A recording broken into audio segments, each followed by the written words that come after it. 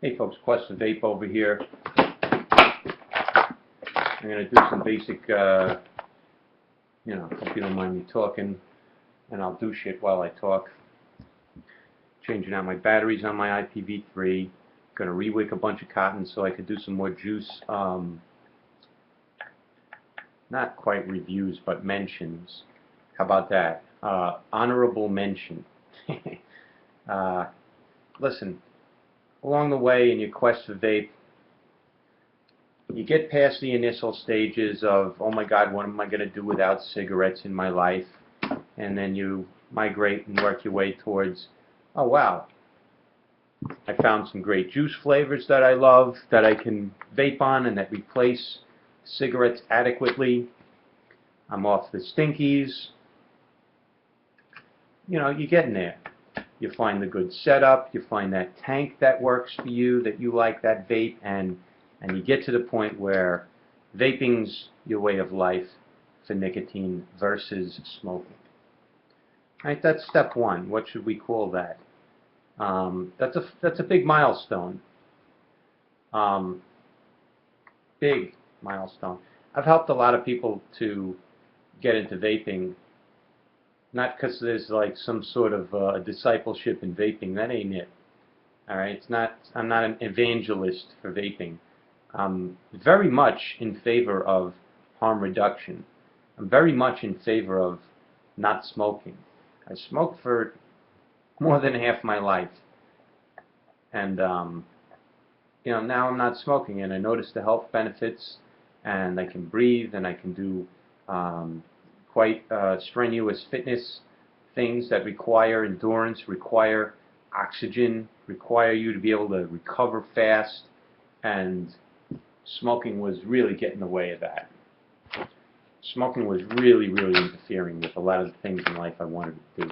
So now that I was able to quit, it's very important to me that vaping may not be for everybody, but at least folks should try it and take it seriously as a viable alternative that is far less harmful. And the theme and the topic lately in the news, because it seems like bullshit is escalating in the news, and we as vapors have to try and refute that bullshit everywhere it rears its ugly head. And the one thing you should understand is, what is the cause of all of that bullshit? It is not factual. Please be intelligent. Please use your own brains to think and make decisions clearly and accurately as adults. All of this bullshit in the news, and you'll see, listen, there's a certain way you can write things.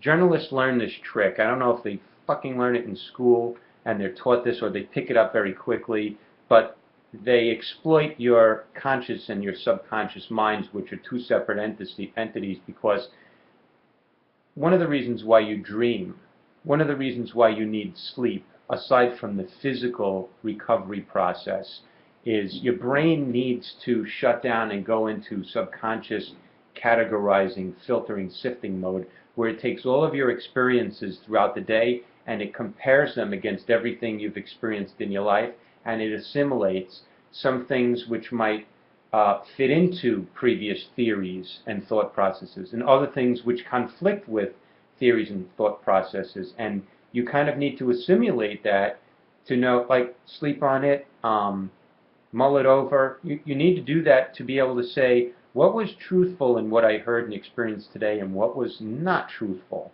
And you have to have a way, systematically, to accept facts and reject facts. The subconscious mind doesn't have that valve, that switch, that filter.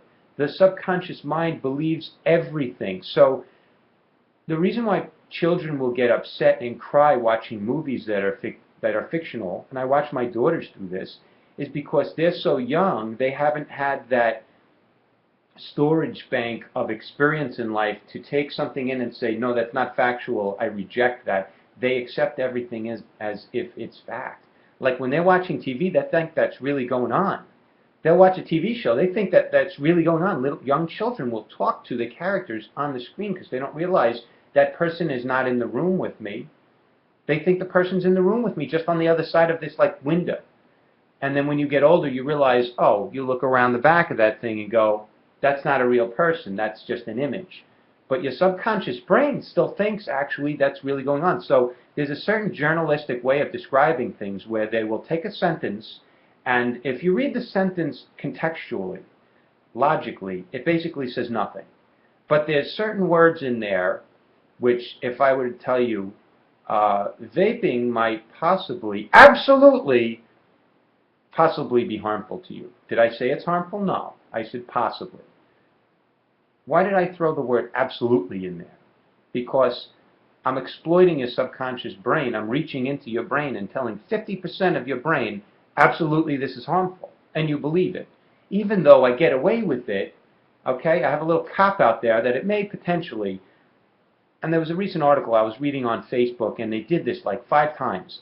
And it was such bullshit mixed in with like bold statements of fact that the conscious mind would reject, but the subconscious mind believes. And then you walk away after reading this garbage thinking, oh, there was research done. It was like, in a research facility, even though it's in the beginning stages of this research, he feels that it might possibly be very destructive.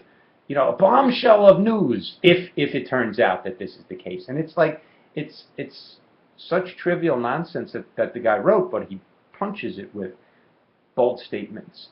And whenever I see that, whenever somebody's reaching their fingers into my brain and trying to press my buttons, my hackles go up. And I immediately am triggered to really stop listening to this or read it and inspect it carefully because somebody's manipulating and tampering with your consciousness. So be intelligent. Understand that everything you see and hear and read is not necessarily factual. It often has an agenda. So what's the agenda? The agenda is, if you had a multi-trillion-dollar industry, if you had a business in an industry where you were profiting billions of dollars a year off the sale of a product, and you teamed and your industry was under attack, and you personally, your company was under attack, would you like to lose your job tomorrow? No. Would you like to not have a paycheck next year? No. So you're going to defend your income to the best of your ability. And if there's other folks who are being attacked in the same way, you might join up together, just like a union strike, where you collectively bargain. You understand? We like when we see these things, oh yeah, the coal miners and the auto workers are like fighting for their rights, and this union, oh, they're striking because, it's like industry and the big bad owners versus the innocent employees who are being exploited, that type of thing. So we like to see when people rise up against something like that. But the other side of it is, if you're in an industry, you protect your interests. So that's what's going on with tobacco right now. They can hire marketing firms. The marketing firm doesn't care. They're paid to like spin. They're paid to pump out ideas and concepts that defend their clients. So they do it in insidious ways. So right now they're putting out all this media garbage, and they have campaigns where, oh, it targets kids. Oh, and cigarettes don't? Why are the fucking posters the height of not my height, so that if I was already a smoker, you don't need to convince me to smoke. They put the signs at the level where the children can see it to recruit the next generation.